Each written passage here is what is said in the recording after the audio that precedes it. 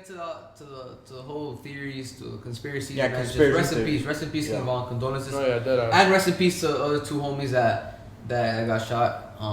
And hopefully the other people got shot, you know, they heal fine. Condolences to their families. And when it's just sad, bro. When that type of shit happens, it's a family that's hurting. It's people that was around them that's hurting. It's homeboys that's hurting. It's a whole hood that's hurting, bro. And not just that, a fan base. Yeah, a fan people base who on enjoy top his of that. music. They're struggling too. Everybody's struggling, bro. Because it's just a young, like another, like just young king. It's just another example, bro, of, you feel me, like what you have to be careful and you have to avoid. Yeah, that's a question that I always, anytime a rapper gets shot, I always think to myself like, damn, like it's just like the street shit, like it's just in their DNA that it's just like inevitable, like this shit is gonna happen. Yeah, like was there any way for him to avoid it? Or like or it's just like maybe like his like camp isn't like all in for him, or like it's not like the right people, it's his homeboys maybe running the management. Like I ask myself, that's not what's happening. But what do you guys think? That shit, like even his manager said it, like it catches up to them, bro. He's only been doing music for like a year and a half, 2 years. That shit catches up. I remember he was moving around in the street for fucking real, like serious. Yeah, that's serious. That's what you're saying. And the people around them have been moving around the street for real, dead ass serious. Yeah, like, because it's not a game they're from the streets. No. That's why I'm saying that it makes me like wonder, like, what do you guys think? Because it's like interesting because this street life is in them, you know, since before they're born. When they're born, they're part of this block and they're part of this gang in this hood versus the other hood. You know, that's just installed in their DNA. They can't avoid that shit, right? Yeah. So, but what I'm asking is that do you think that when you start getting that money, the lifestyle, everything that comes with it, like King Von was, that maybe you could kind of just step away? Bro, you have choices, bro. But that's just what I'm asking. Do you guys think that is a choice that they could really go and get maybe the good people to lead them the right way, or is it just inevitable because that's just how they grew up? I mean, that's who they are. A lot of guys, when they get to a point like that, they realize, oh shit, I'm a provider. Yeah. Like I can put my son in a Rolls Royce. Like that's. And they kind of need me. Like people are depending on me. Also like that. Like what I feel like is like they can't just like be like Tony says. Oh, that's it. I'm not they just can't turn around. Because just like they're a provider for their son, they're a provider for the whole fucking hood. Neighborhood. Yeah. Everybody. That's what I'm saying. They can't really just be like, nah, bro. So look, this is my take on that.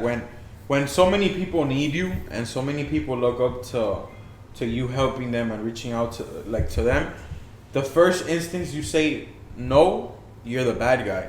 And you feel me? And I've heard this in a lot of Meek Mill songs. Think, oh shit, you're too good for us? Yeah, like, you take it personal, you feel me? And it's not really like that. And sometimes I feel like people turn, you feel me?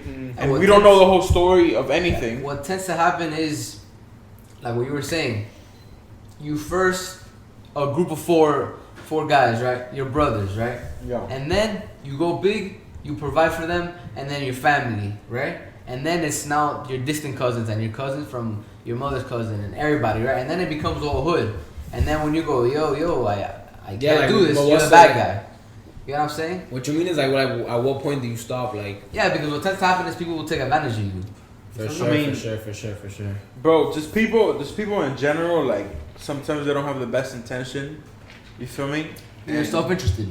Yeah, and I feel like if you get the opportunity to branch out and get out of the hood and get out of all of that, bro, like just do it by yourself. You feel me? Do it by yourself with your kin. You feel me? With the people that you kind of like. You're close to. No, and it's more than that. Like people that are family without actually being blood. You feel me? Like you guys to me, or like my distant. I get you get what I'm saying. People who have like maybe like bond. Exactly. You know, bond. They have trust because bro, like people in the music industry now, they be rapping, right? And they're like, I don't trust nobody.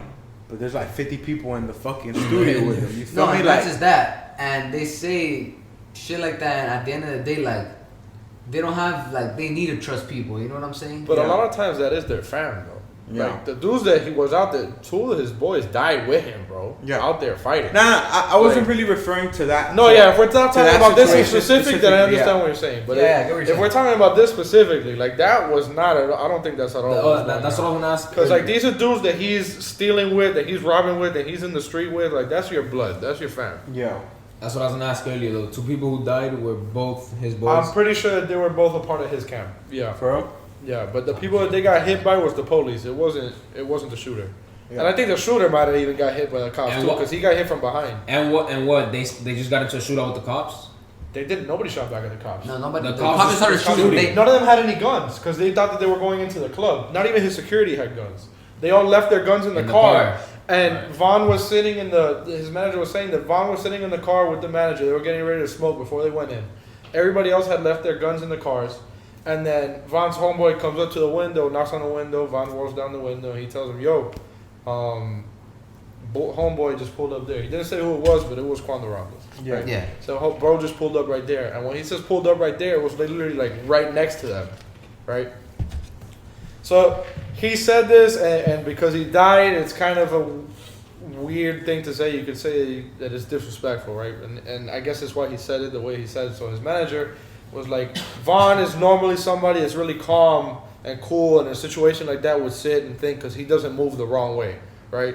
And if you're experienced in the streets the way that guy is, you would imagine that he would be like that. Yeah, right? yeah. And he goes, but Vaughn wasn't in his right mind. Yeah. And then he says, and this is quoting him, "I'm going to let you guys think whatever you think when I say that." So to me, that sounds like he's lit. He might be coked up, something, right?